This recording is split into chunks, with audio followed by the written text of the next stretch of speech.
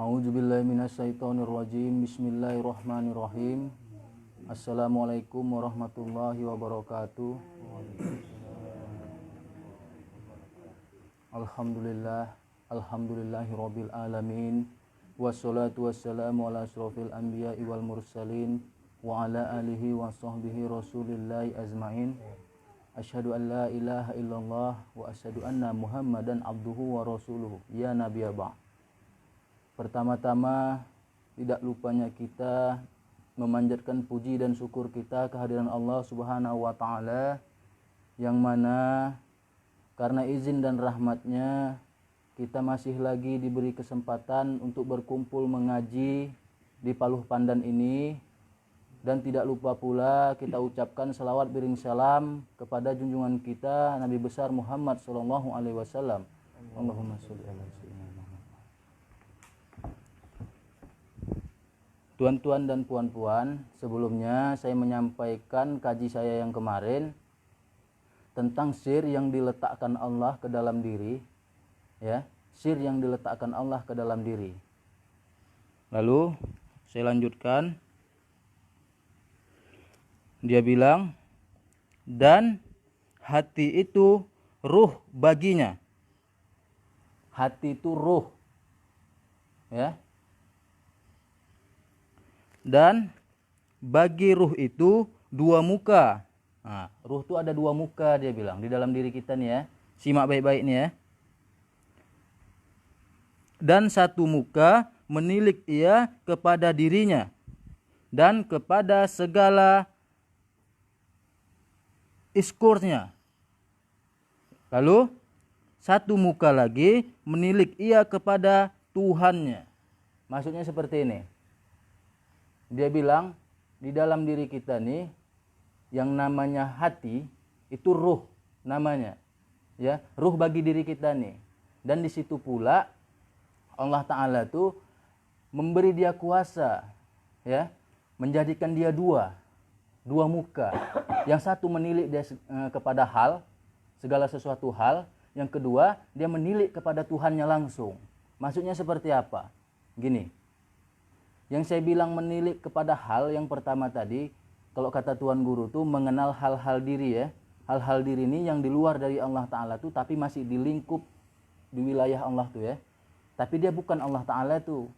Namun dia salah satu dari Allah Ta'ala itu sendiri. Maksudnya seperti ini, hal-hal diri ini tuan-tuan dan puan-puan yang harus awak kenal itu segala sesuatu yang terlintas dalam perasaan awak yang lain daripada Allah. Namun arahnya kepada Allah. Paham ini ya? Dia lain daripada Allah namun arahnya kepada Allah. Dia hal-hal diri. Hal-hal diri ini apa? Hal-hal nafsu. Lalu yang kedua dia bilang, yang satu muka lagi, dia menilik kepada Tuhannya langsung. Saya contohkan nih ya. Ada satu peristiwa, ibaratnya kita menunggu seseorang. Di saat kita menunggu, orang yang keluar tadi lama. Tilik dalam perasaan awak, apa yang terlintas pertama kali dalam perasaan awak? Ada nggak yang mengatakan, lama kali pun? Nah, itu hal diri namanya ya. Dan disuruhnya kita sini disuruh kenali. Awak jangan jadi hal diri itu, jangan awak terikut jadi hal diri itu, awak disuruh mengenali aja. Itulah hal diri yang di luar dari Allah Ta'ala saya bilang tadi. Rasa Allah itu yang mana? Di saat dia tidak tersentuh dengan apapun. Tidak ada dia bilang dalam perasaannya itu, lama kali pun. Orang dah mau cepat pun. Ataupun diobatinya perasaannya. Ini kan dari Allah juga. Ketentuan Allah juga. Jadi harus kuterima. Tidak juga ada itu dia. Dia tidak berubah. Dia hanya diam. Menerima ketentuan Tuhannya. Dia hanya pasrah dan ikhlas. Tidak ada bantahan apapun dalam dirinya. Itulah yang dibilang kepada Tuhannya tadi. Maka awak nih, hal diri pun kadang lupa. Awak masih sering terikut. Awak jadi hal diri itu. Perlu tuan-tuan dan puan-puan ketahui, kalau kata Tuan Guru tuh, yang hendak dibawa bertuhan ini sebenarnya nafsu. Bukan Allah tuh. Coba, dari kita bayi, ya masih suci lagi. Kita kan tak tahu yang namanya duit. Kita tak tahu yang namanya dunia. Bagi perempuan dia tak tahu yang namanya laki-laki. Bagi laki-laki juga dia nggak tahu yang namanya perempuan. Ya kan? Di mana letak tahunya? Di saat baligh dan berakal. Di situ letak tahunya. Dan disitulah sebenarnya terbentuk nafsu tuh. Jadi Allah Ta'ala tuh dia suruh kau sucikan nafsu itu tadi. Kau bawa dia bertuhan. Karena dia tuh memang paling sulit dibawa bertuhan. Sejarahnya ada pada saat itu menceritakan bahwasanya pada saat pertama kali Allah menciptakan nafsu dan akal. Udah tahu tuh ya. Di saat nafsu dan akal tuh diciptakan, disuruh jumpai Allah Ta'ala tuh pada saat itu. Lalu ditanya sama akal duluan. Wahai akal, siapa engkau? Siapa aku? Lalu akal menjawab, aku hambamu, engkau Tuhanku. Dia tetap ngaku. Karena akal ini dia tempat menerima, yang baik diterimanya, yang buruk juga diterimanya, yang benar juga diterimanya. Itulah si akal. Lalu si nafsu, suruh panggil nafsu. Ditanya sama Allah Ta'ala, wahai nafsu, siapa engkau, siapa aku? Apa kata nafsu? Engkau, aku. Tidak dia mengakui Tuhannya. Lalu apa? Masukkan dia ke neraka yang paling panas 1000 tahun. Dimasukkan dia ke neraka panas pada saat itu. Dikeluarkan dia, ditanya lagi. Wahai nafsu, siapa engkau, siapa aku? Jawaban tetap sama. Engkau, aku. Masukkan dia ke neraka dingin yang paling dingin. 1000 tahun. Keluarkan lagi, lalu ditanya, jawaban tetap sama. Engkau, aku. Lalu apa kata Allah Ta'ala? Masukkan dia ke dalam neraka lapar. Jangan kasih dia makan. Jangan kasih dia minum. Jangan kasih keinginannya. Tidak tahan lama, mengakulah si nafsu. Ampun ya Allah, aku hambamu, engkau Tuhanku. Di situ sebenarnya ini tuan-tuan dan puan-puan ya, itu kias. Terciptanya si nafsu pada saat akhir baligh, berakal. Lalu awak bawa dia tuh, jangan awak kasih dia makan. Jangan awak kasih kehendak. Makan dia maksudnya apa? Kehendak dan keinginannya. Agar awak tidak jadi dia. Namun pada saat kita akhir baligh, kita berakal, kita ikuti semua keinginannya. Berapa umur kita sekarang? 40 misalnya. Dari umur kita berakal tuh, akhir baligh tuh sampai umur 40 nih, itulah yang mau kita sucikan. Berapa tahun tuh? Sedangkan Allah bilang, yang lain daripada aku tuh tidak benar. Yang dari aku tuh aja yang benar. Berarti kalau kita buat hal nafsu tuh selama ini kita tak benar kan? Itulah yang tidak disucikan tuh. Jadi jangan nanti salahkan nanti apabila Allah Ta'ala datangkan untuk mensucikan awak. Caranya sakit. Yang sakit itu nafsu karena dia mau enak. Kalau kata atuk saya tandanya mau senang, mau menang, mau kenyang, mau tenang. Bawa nafsu itu bertuhan. Jadi setelah kita tahu macam gini, nanti jangan awak salahkan Allah Ta'ala lagi ya. Selalu nimpakan bala musibah sama awak. Allah Ta'ala tuh baik, dia sayang, dia nak sucikan awak tuh. Pada saat itu awak jadi diri si nafsu, sampai saat ini pun.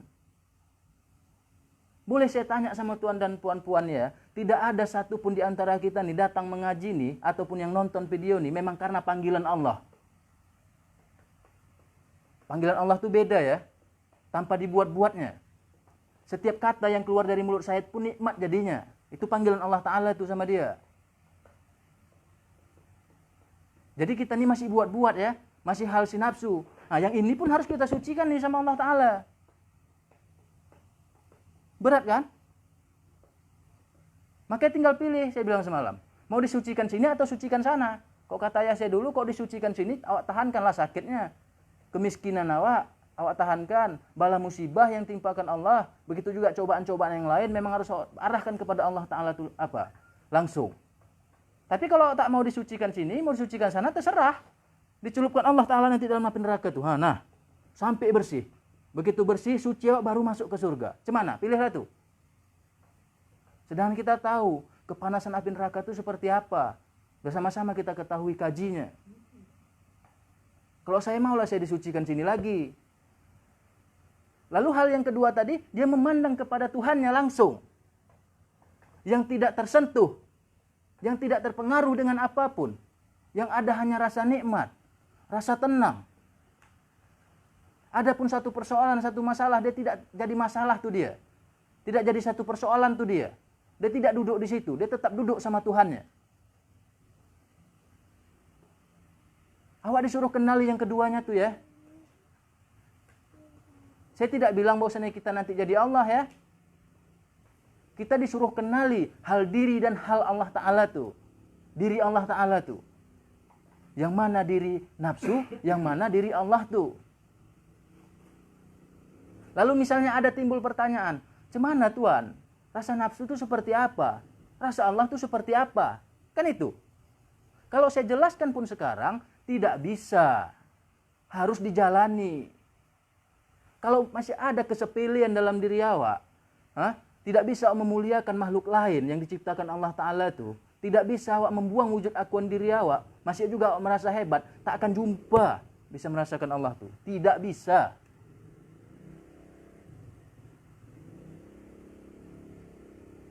Jadi sebenarnya tidak ada tua, tidak ada muda. Sama. Ingat cerita Ijajil kan? Pada saat disuruh sembah sama Nabi Adam. Apa katanya? Aku duluan diciptakan. Daripada si Adam. Si Adam itu anak bau kencur, baru diciptakan dia. Aku ini lebih tua. Aku juga lebih mulia diciptakannya. Adam baru dari tanah, aku dari api. Diakuinya pada saat itu. Sedangkan dia disuruh dan diperintahkan Allah Ta'ala untuk nyembah si Adam. Ada nggak berlaku tua dan muda di situ? Gara-gara dia tak mau tunduk, keluar kan? Dari surga kan? Bukan tanggung. Jadi jangan ada lagi yang merasa tua, jangan merasa muda. Ilmu itu sama. Cuman yang muda juga bukan berarti dia tidak menghormati yang tua. Cantik permainan Allah Ta'ala nih. Coba, ini saya mau bilang sama tuan-tuan dan puan-puan nih ya. Cara yang seperti apa yang selama ini kita jalani untuk bertuhan. Buatlah cara tuan-tuan dan puan-puan masing-masing. Jadi apa kita? Kalau tak ada perubahannya, ubah caranya. Gimana? Kan tak ada perubahan perasaan nih. Tak juga bisa ngerasakan rasa Allah tuh. Tak juga awak bisa membedakan yang mana nafsu tuh. Berarti cara awak selama ini salah. Ubah caranya. Yang awalnya awak masih buat-buat ya. Yang masih awak lazimkan tak jumpa guru awak. Awak anggap dekat zahir awak, dekat awak sama guru. Ubah pula. Jangan pula zahir awak aja yang dekat. Perasaan awak pula dekatkan. Karena sebenarnya tuan-tuan dan puan-puan ya, kenapa bisa ya tuan guru muda nih, tuan guru kita nih bisa dekat dia sama tuan guru besar tuh? Sebenarnya perasaannya, hatinya, bukan zahirnya saja. Zahir tuh ngikut ke hatinya dia tuh. Dekat hatinya, dekat perasaannya, dekatlah zahirnya. Ini zahir yang awak dekatkan, hati tidak. Lama-lama kan muak. Hujan sikit awak tak datang. Capek sikit awak jumpai guru. Nah itulah jadinya nanti. Tapi kalau hati yang awak bentuk, memang betul-betul awak rindu dengan guru awak. Perasaan awak memang udah dekat sama guru awak. Mau hujan kilat petir cemana pun awak tempuh tuh. Cemana Abu Bakar dulu sama Rasulullah kan? Sahabat yang paling mulia tuh. Tak boleh sentuh tuh sama Rasulullah tuh. Kalau pukul Abu Bakar tuh sama dengan mukul Rasulullah katanya. Cemana perasaannya pada saat itu sama Rasulullah tuh? Tak peduli dia istrinya, tak peduli dia anaknya. Rasulullah tuh aja dalam hatinya. Lalu terzahir dia keluar. Kemana Rasulullah, di situ dia. Rela dia berkorban nyawanya demi Rasulullah tuh. Karena dalamnya udah terbentuk. Awak dalam belum terbentuk lagi. Jangan awak bilang, awak dah dekat sama guru. Zahir ialah dekat. Perasaan, tunggu aja masanya. Muak nanti. Namanya rasa nafsu yang awak pakai. Indah kali rasa Allah nih. Coba dulu. Masuk dulu ke wilayah Allah Ta'ala tuh. Rasakan Allah tuh. Cuman caranya aja yang sulit.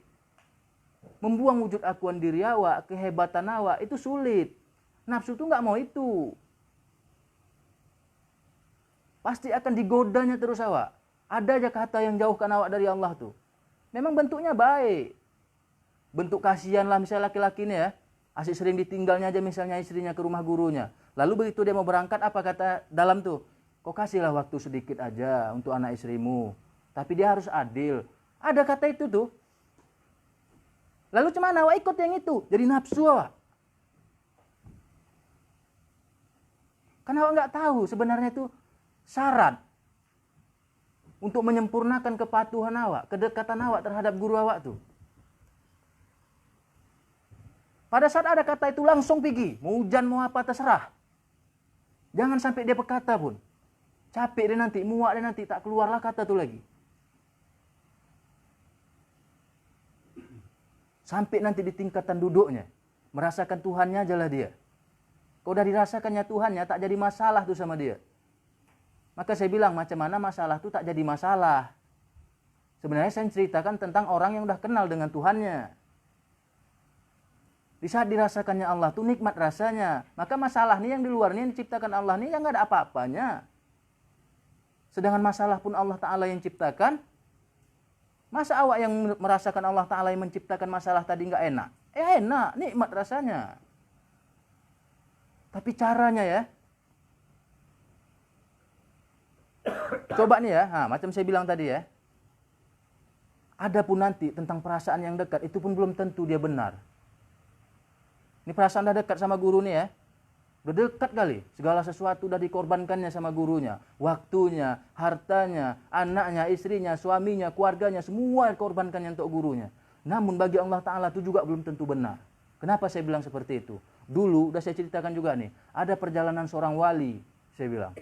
Yang dia punya murid satu. Muridnya ini luar biasa patuhnya. Tidak pernah katakan gak pernah dia ngeluh. Apa yang dimau gurunya dibuatnya.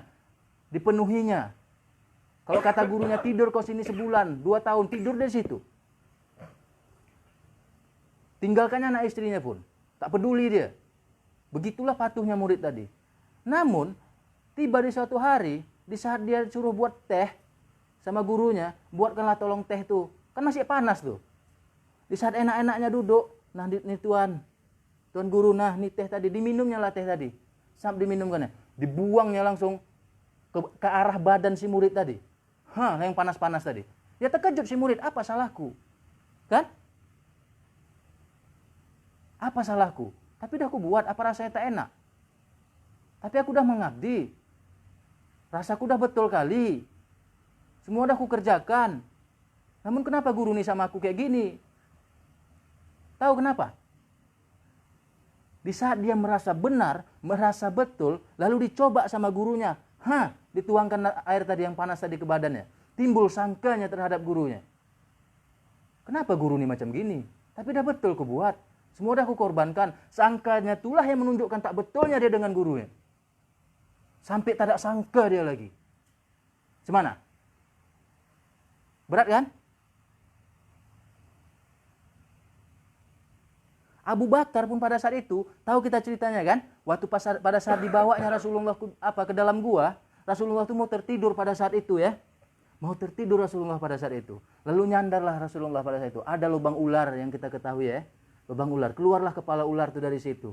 Lalu Abu Bakar yang dia patuhnya luar biasanya mengorbankan dirinya, nyawanya pun dikasihnya. Disumbatnya lah, ditutupnya lah lubang ular tadi pakai kakinya. Lalu dipatok ular lah dia. Pada saat dipatok ular pun dia bersuara, tutupnya mulutnya gini, agar Rasulullah tuh ya tidak dia terbangun, hingga Rasulullah tuh golek di pangkuannya sini. Nahankan sakit kaki yang dipatok ular nih tadi, diam aja dia nahankan sakitnya, jangan sampai Rasulullah nih terbangun. Begitu patuhnya dia ya. Biarlah aku tahan sakitnya, mati-matilah demi Rasulullah nih. Hingga menetes air matanya pada saat itu. Air matanya itulah yang menyadarkan Rasulullah. Kenapa kau menangis ya Abu Bakar? Apakah kau tak ikhlas? Apakah kau tak mau? Apakah kau tertekan ikut sama aku nih? Bukan ya Rasulullah, bukan itu. Jadi apa? Tadi pada saat kau berbaring, ada lubang ular. Di situ keluar ularnya. Kututup pakai kakiku, dipatok kakiku, sakit kali kurasakan ya Rasulullah. Udah ku tahan dari tadi agar kau tak terbangun. Namun apalah dayaku, sakitnya luar biasa hingga meneteskan air mataku. Minta maaflah aku ya Rasulullah. Hingga buat kau terbangun. Kan luar biasa tuh kan? Ngomong Rasulullah sama ular tadi. Kenapa kau patok Abu Bakar? Kau tahu dia siapa? Jangankan kakinya, rambutnya pun tak boleh kau sentuh, kata Rasulullah pada saat itu. Begitu percayanya lah Rasulullah sama dia. Lalu apa kata si ular? Ya Rasulullah, 1000 tahun yang lalu aku diperintahkan Allah untuk menunggu di sini karena akan ada datang seorang rasul yang harus kau jumpai. Lalu pada saat ada tiba waktunya, tiba masanya, kau pun datang. 1000 tahun ku tunggu. Datang Abu Bakar, ditutupnya dengan kakinya. Ya aku patok. Aku udah rindu sama Rasulullah tuh. Kenapa ditutupnya? Ternyata ada yang lebih hebat dibanding Abu Bakar lagi. 1000 tahun dia nunggu di situ. Gimana? Masih ada perbandingan kan?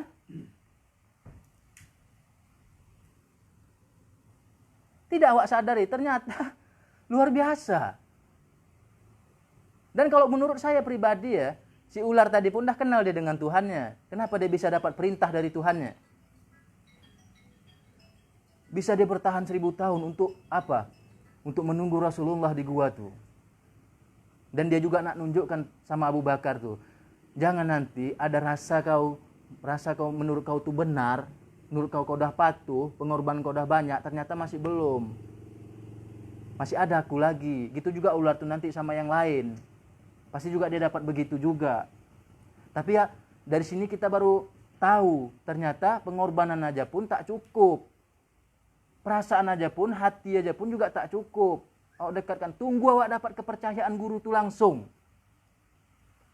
Kepercayaan guru. Kepercayaan Allah Ta'ala ya.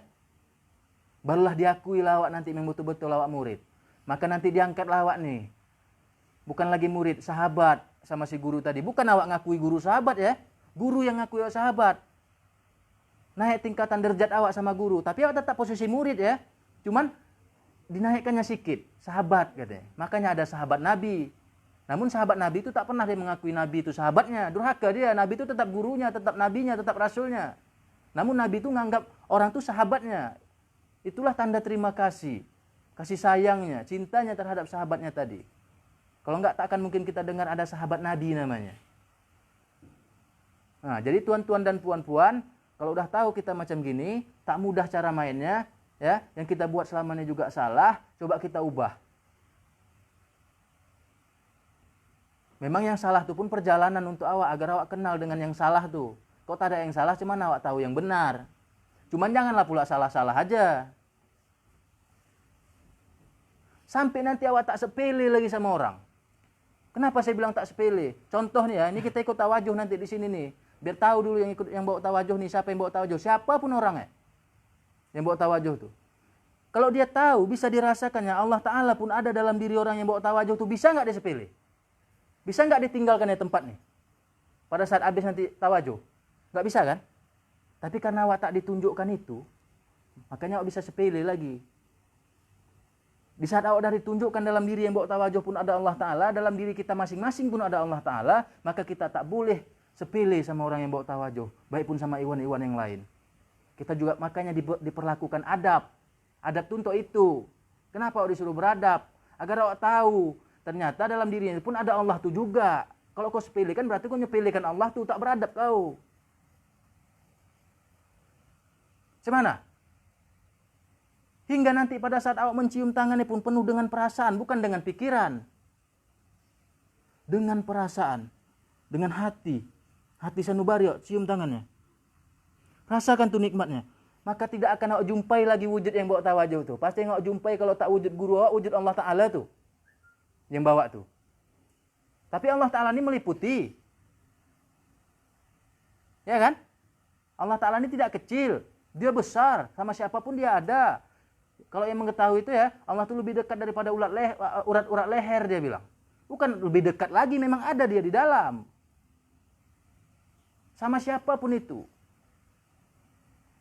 Ambil nanti pelan-pelan. Penuh dengan perasaan. Cium dia dengan pelan-pelan. Sayang kok yang laki-laki ini ya. Udah, mundur awak beradab. Balik ke tempat asal. Jangan tinggalkan tempat itu tadi. Udah pernah saya sampaikan kemarin tuh. Namun banyak juga yang melanggar lagi.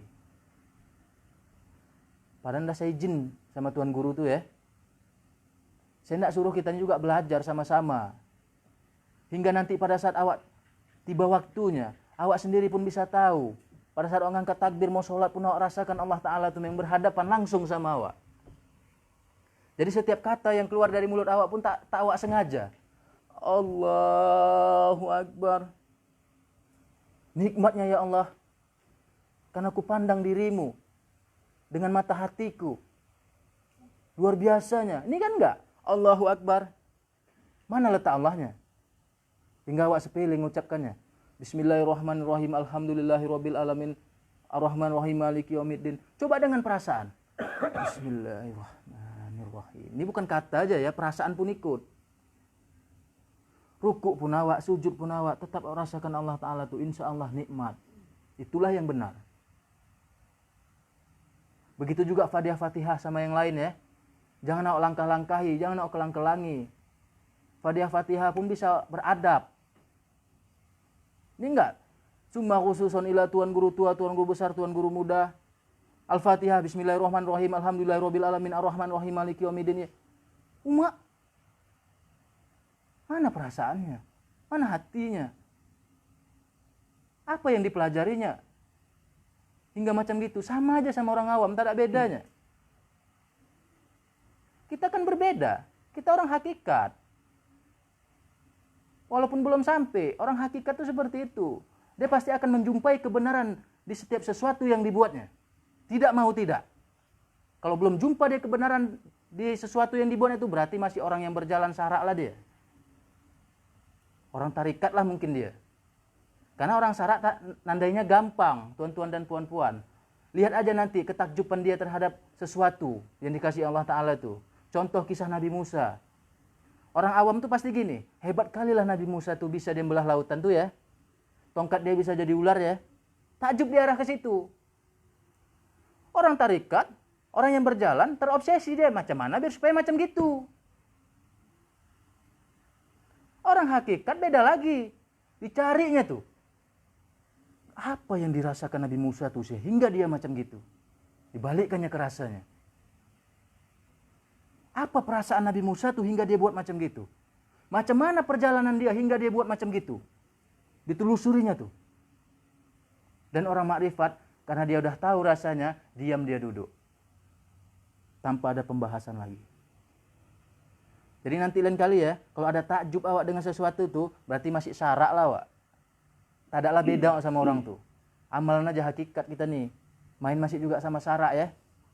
Masih juga ada menyalah-nyalahkan orang lain, tak awak balikkan ke Allah tuh juga. Berarti orang tuh kan gitu juga tuh. Allah kau salah. Kenapa kau buat macam gitu? Datang awak nanti kasih Allah sebab, kau salah. Kenapa kau buat macam gitu? Bedanya awak apa sama dia? Kan sama. Hendaknya awak berbeda. Walaupun dia salah, tapi dia untuk aku. Gitu banyaknya orang kok sama aku kali yang ditunjukinya. Karena aku tengok masih ada rasa sakit lagi dalam hatiku. Rupanya ternyata sebab itu tadi untuk mensucikan rasa sakitku. Pulang dia ke situ lagi dia. Terima kasih ya Allah, baik kali kau ya Allah, mau kau sucikan hatiku rupanya. Bisa nggak kita nyalahi orang itu lagi? Kan nggak bisa. Itulah yang dikatakan pandang sesuatu itu daripada Allah. Baik buruk datang daripada Allah. Begitulah cara mainnya, gitulah cara ngamalkannya. Bukan awak tuntutan perasaan awak harus sakti, awak harus beramal, sini juga harus hitam ataupun segala macam. Wudu awak tak putus, enggak juga gitu. Namun kok perasaan tak jalan gimana? Luar aja yang berjalan. Luar pun aja kadang kata Allah Ta'ala akan diselesaikan nanti itu, akan dimuliakan orang banyak. Maunya awak kan jangan orang banyak aja muliakan awak. Allah Ta'ala pun juga lah. Coba nih ya, tuan-tuan dan puan-puan ya, renungi sama-sama nih. Jadi selagi masih ada guru, serahkan perasaan awak, hati awak, maka akan terzahirlah dia keluar. Tanpa awak sadari, awak pun akan sering kemari, tanpa awak buat-buat. Cuman bukan berarti, udahlah tunggu aja lah dari Allah tuh nanti. Allah juga yang nanti itu. Salah. Awak disuruh berikhtiar, usaha. Allah nak nengok kesungguhan awak. Kau nak aku masukkan, namun kesungguhan kau nggak ada. Kata Allah Ta'ala. Sedangkan para nabi dan rasul aja udah jelas orang yang dipilih. Begitu perjalanannya. Awak yang belum tentu dipilih, awak suka-suka hati awak aja. Karena saya bilang kemarin. Coba sama-sama. Ya Allah, mahalnya engkau ya Allah.